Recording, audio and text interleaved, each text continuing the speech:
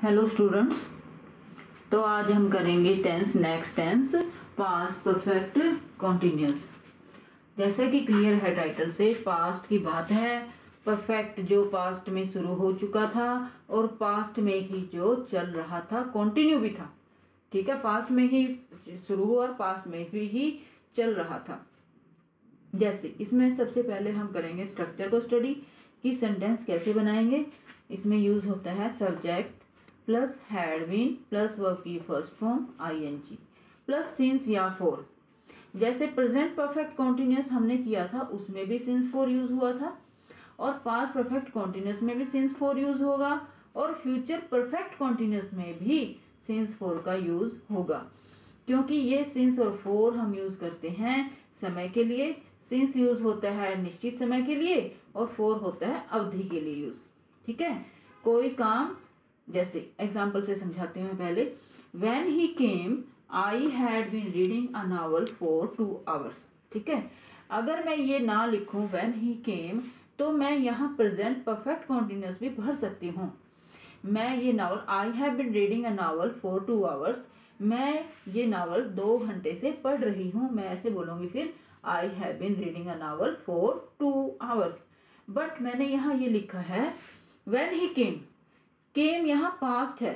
ठीक है, वर्ब की सेकंड फॉर्म है और इससे मतलब मुझे ये पता चला है कि ये बात हो रही है पास्ट की। जैसे जब वो आया, मैं 2 घंटे से ये नॉवल पढ़ रहा था। आप वो जब आया उससे 2 घंटे पहले आपने उसे पढ़ना शुरू किया और जब वो आया तब भी आप इसे पढ़ रहे थे। ये काम कंटिन्यू था उस समय भी। ठीक है, यहाँ ये शो नहीं किया कि वो आपने बंद कर दिया था। इससे ये पता चला है कि उसके पहुंचने से पहले 2 घंटे पहले आपने पढ़ना शुरू किया और जब आप पहुंचे, वो पहुंचा, तब भी आप वो पढ़ रहे थे। ठीक है, मतलब पास्ट में ही काम शुरू हुआ और पास्ट में ही चल रहा था। किसी समय बिंदु से पहले शुरू हो गया और उस समय बिंदु तक भी वो चल रहा था। ये सेंटेंस हमें ये बता रहा है। अगर आपने इंटरोगेटिव सेंटेंस बनाना है तो सीधी सी बात ये है कि सिर्फ और सिर्फ जो हेल्पिंग वर्ब है हैड, उसको आपने आगे लेकर जाना है। दूसरा एक बात ध्यान रखनी है कि बीन को नहीं आगे लेकर जाना, सिर्फ और सिर्फ हैड को आपने आगे यूज करना है। हैड सब्जेक्ट से पहले हैड यू बीन, बीन वहीं रहेगा, सिर्फ और सिर्फ हैड को हम आगे लेकर गए। Had you been reading a novel for 2 hours, क्या आप 2 घंटे से नॉवल पढ़ रहे थे। When he came आपने लिखना है, लिखें, और अगर अंडरस्टूड है तो आप उसे छोड़ भी सकते हो। नेगेटिव में सेंटेंस कैसे बनेगा, हैड और बीन के बीच में आपने यूज करना है not. He had not been reading a novel for 2 hours when he came, जब वो आया वह 2 घंटे से नहीं पढ़ रहा था। ठीक है, तो आप इसको नेगेटिव ऐसे भी बना सकते हो। और अब हम आगे करेंगे कि इसका टेंस का यूज हम किस एक्शन को एक्सप्रेस करने के लिए करेंगे। तो डियर स्टूडेंट्स, अब हम करेंगे कि पास्ट परफेक्ट टेंस का यूज किस एक्शन को एक्सप्रेस करने के लिए हम करेंगे। देखिए, to express an action which began in the past before a certain time and continued up to that time. किसी ऐसे काम को व्यक्त करने के लिए जो पास्ट में किसी निश्चित समय से पहले शुरू हुआ और उस समय तक वो चल रहा था। ठीक है, इसमें सिंस और फॉर 2 ऐसे शब्द हैं जो समय के बारे में बताएंगे कि इस समय से पहले या इस समय पर वो काम चल रहा था। ठीक है, When I reached there, जब मैं वहां पहुंचा, he had been playing for 2 hours, वह 2 घंटे से खेल रहा था। देखिए, ये भी समय बिंदु के लिए वर्ड यूज हुआ है। ये समय बता रहा है कि जब मैं वहां पहुंचा, उसके पहुंचने से पहले 2 घंटे पहले वो खेलना शुरू कर चुका था और उस जब आप पहुंचे वो तब भी खेल रहा था। ठीक है, या आपके जाने के बाद उसने खेलना स्टॉप किया है, परंतु आपके पहुंचने से 2 घंटे पहले उसने खेलना शुरू किया था, तो वो खेल रहा था कंटिन्यूअसली। ठीक है, तो आप बोलोगे When I reached there, he had been playing, यहाँ आपकी सेकेंड फॉर्म यूज हुई है और यहाँ यूज हुआ है he had been playing for 2 hours। ठीक है, to express a repeated action in the past, अगर पास्ट में कोई काम बार बार मतलब हो रहा है, कर रहे हो, वहां पहले हमने किया था पास्ट कॉन्टिन्यूस में कि रिपीटेड अनडिजायरेबल, वो अनडिजायरेबल एक्शन को एक्सप्रेस करने के लिए किया था।